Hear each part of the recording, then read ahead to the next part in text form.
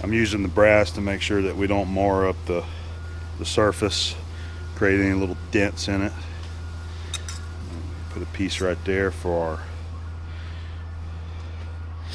piece of tubing that's going to go across here. And find some studs. Yeah, I think that's going to be just right there.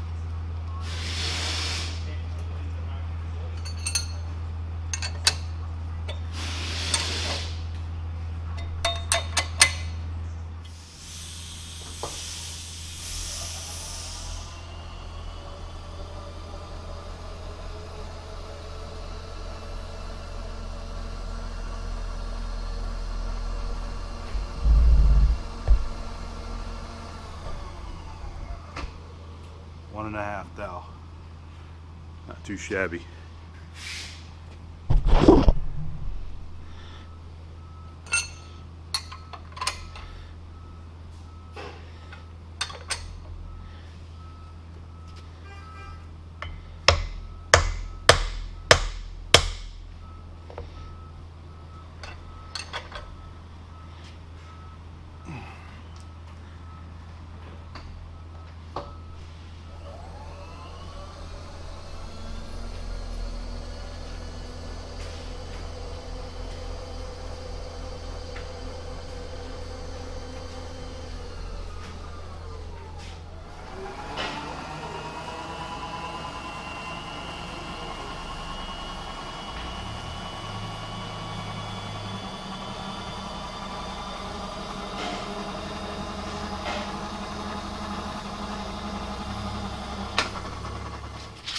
Got some more shims here that I'm going to put under the bearing journal on this end to try to raise this up just a bit.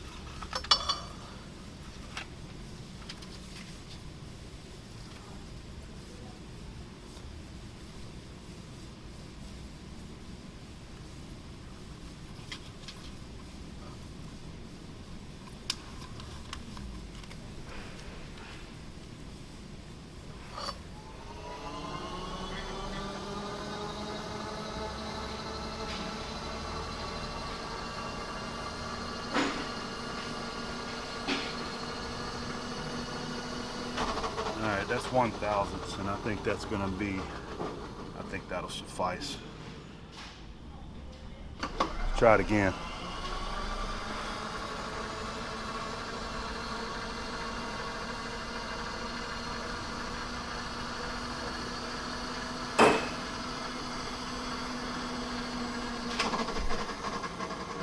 I'd say within about a half a thou now.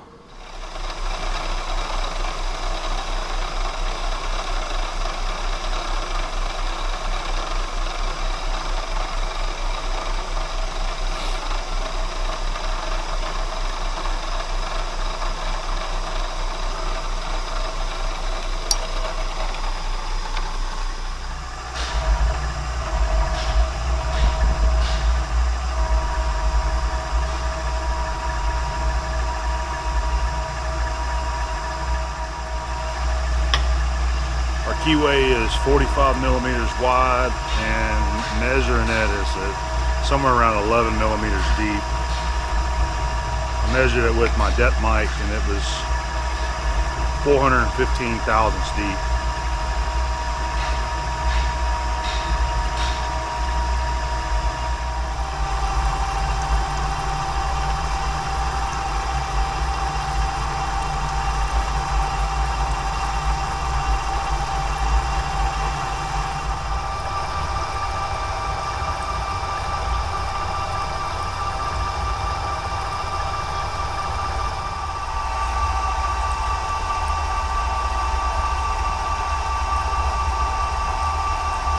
So our keyway again is 45 millimeters or 1 3/4, and I'm going to offset it using this 1-inch end mill to each side, 3/8 of an inch, or real close to it. We'll clean it up with an 1 1/4 end mill.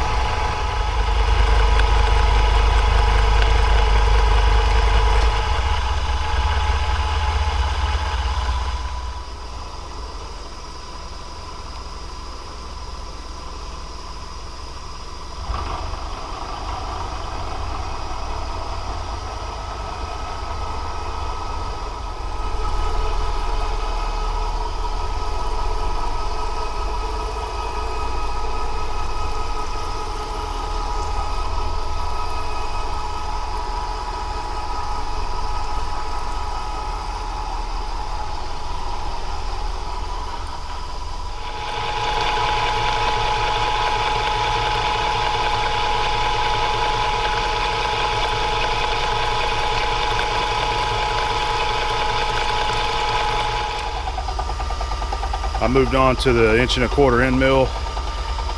I made my offsets on each corner proper width, so we're going to run down each side and clean this up to our 45 millimeters. Here's another confirmation using the Johansson blocks. I've got it at 1 inch, 772 thousandths, which is 3/10 over 45 millimeters, 3/10 of an inch. Another way that I'm enjoying measuring these keyways out is using the Johansson set. I'll show you. This is the set right here that I use, Brown and Sharp. This is a handy little set of Johansson blocks. All right, so we got our mill to the width. Here's the key.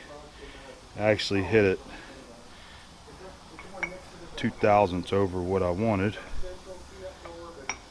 but we got her in there.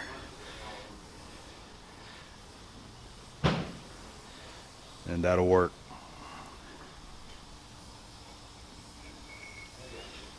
I got to deburr this, and then we got to do one more down here on this other drum.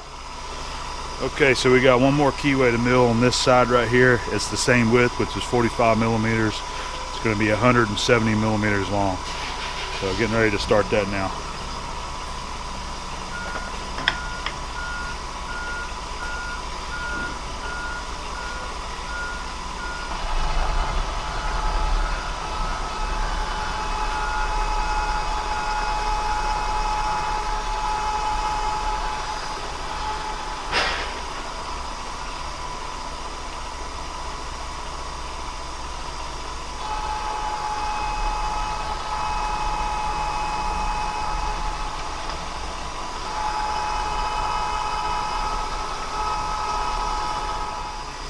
Alright, gonna go ahead and cut in all 4 corners and then make a couple passes down it.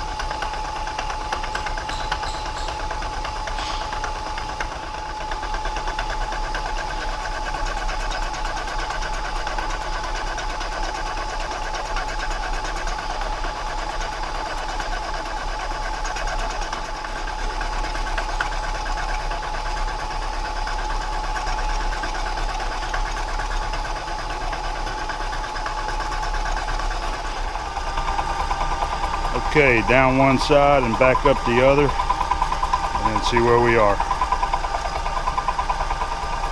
Doing those corners like that and running it across each end before I mill each way, what it does is it helps eliminate a whole bunch of chatter, and that's why I do that.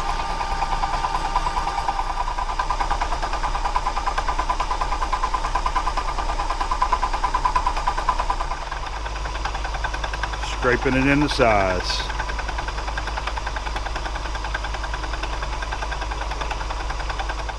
All right, we got this one finished out, and I was able to mill it 2/1000 smaller than the width of the other one there. This is about where I wanted it. A little bit snug on the gauge blocks, but 1.769 is what we got right here. So it could be more like 768.5, and I'm just kind of wiggling in there a little bit, but we're going to leave it just like that, so it's a little bit tighter on this key here, and I've already checked the depth and we're good there too.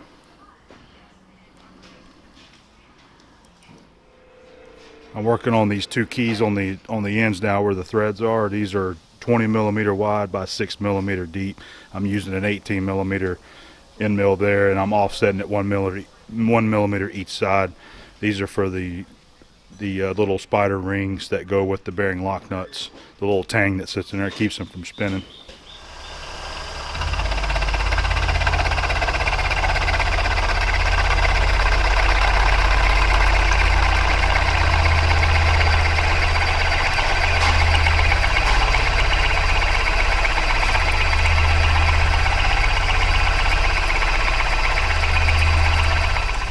All right, guys, there we go.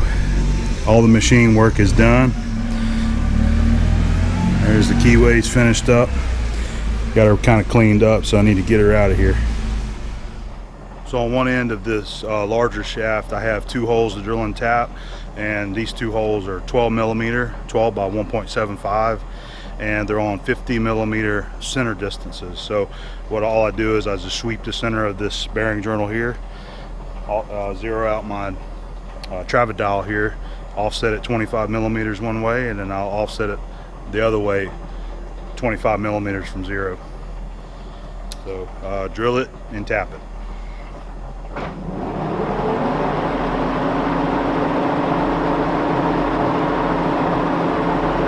They're only about 20 millimeters deep, by the way.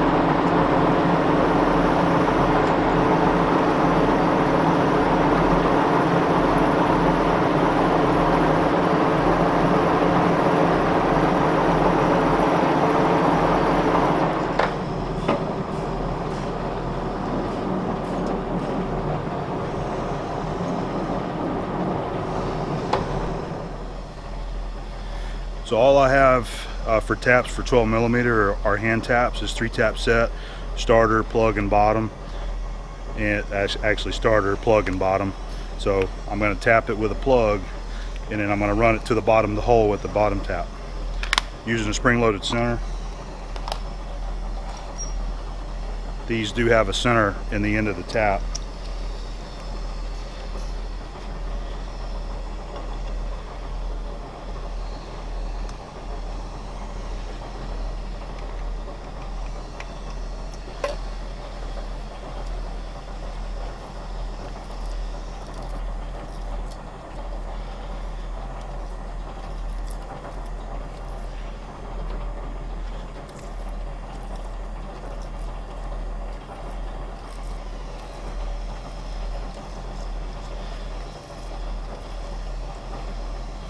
Alright, that just touched the bottom there.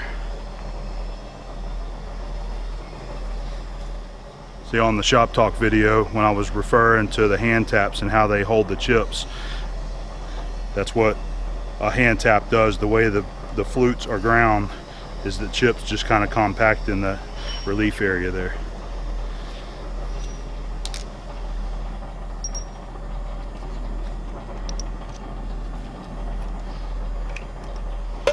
And the bottom tap just assures that you have a maximum number of threads to the bottom of the hole there.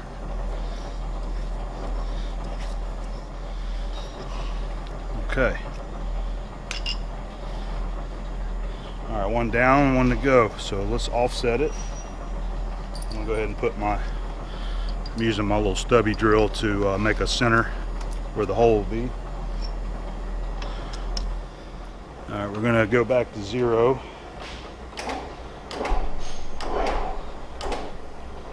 So right there is the center of the shaft.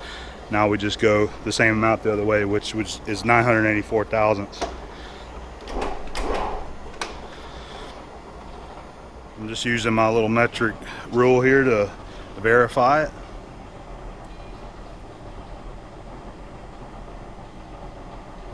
And that looks like 50 millimeters.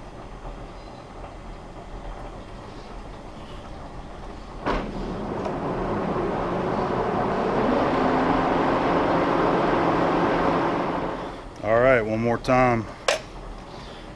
We are on our last feature for this shaft.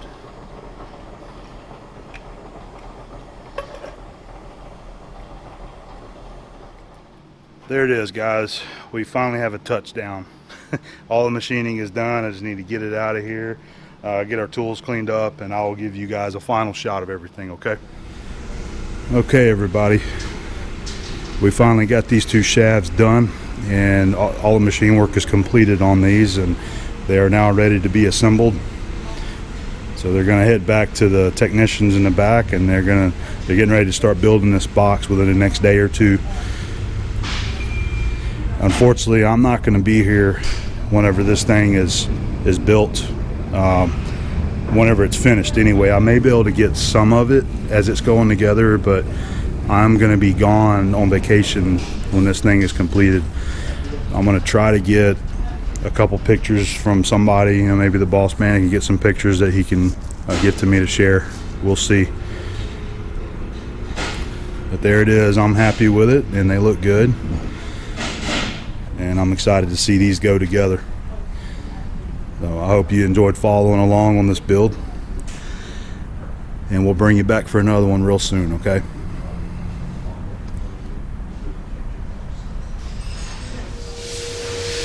So there's 2 more of the plates that we had to make right there. We had those plasma cut and just drilled the hole pattern. So there's my hand, just kind of see for reference there. All right, here's there's 2 of the bearing plates that I machined. And let's go check out the rest of it. So this is that bearing housing that I bored and sleeved. Showed a little bit of that. So this is a brand new bearing plate that I machined that goes in the cap. So that's the high speed for the high speed pinion. So your high-speed shaft will go through there. You got a bearing that sits there. All right, so this is the cover plate right here that I made. There's a seal. You got an oil seal that fits right here.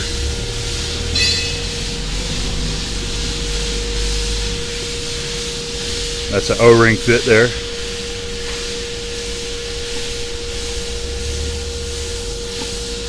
All right. That's where it fits. All right, bolts on. And all those cover plates that I made work like that, except without the center shaft going through it. So here is the top half of the Swedish meatball gearbox. So the other plates that I made, they go on these bores there. These are 190 millimeter bores. And that's what will capture the bearing there. You can kind of see how big it is there. And here is the bottom section of it.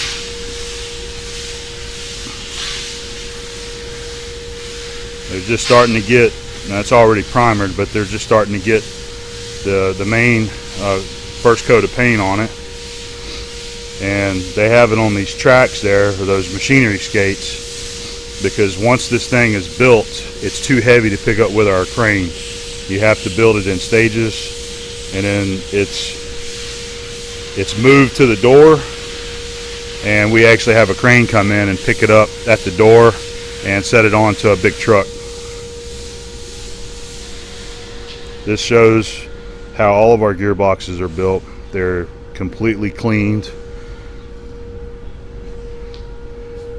and they're painted inside and out, and you'll have all new parts, all new bearings, all new seals, and any other part that has to be repaired or replaced, such as gears and shafts, anything.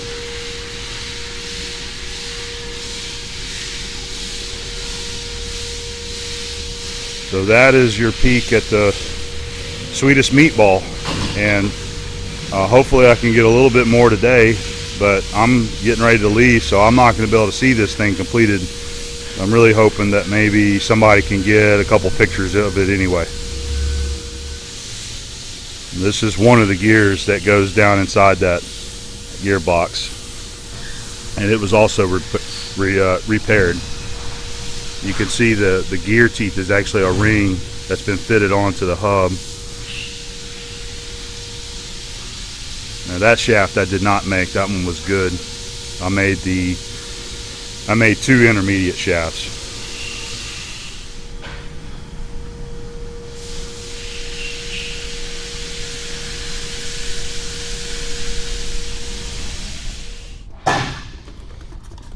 This is the second intermediate shaft. That's the one that I made right there. It's installed in the gear, and the guy's getting ready to drop the bearings on it. It'll fit right there.